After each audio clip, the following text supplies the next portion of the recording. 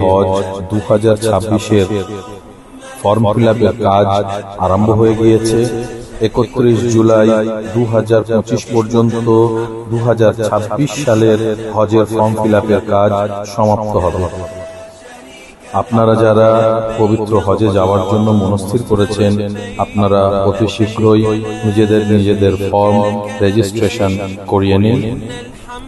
আমরা আল Kadir tours and travels এর পক্ষ থেকে আপনাদের মিসফালা হোটেলে থাকা, খাওয়ার, জিয়ারাত, লন্ড্রি এই সব পরিষেবাগুলো প্রদান করার জন্য আপনাদের কাছে আর্জি জানাই।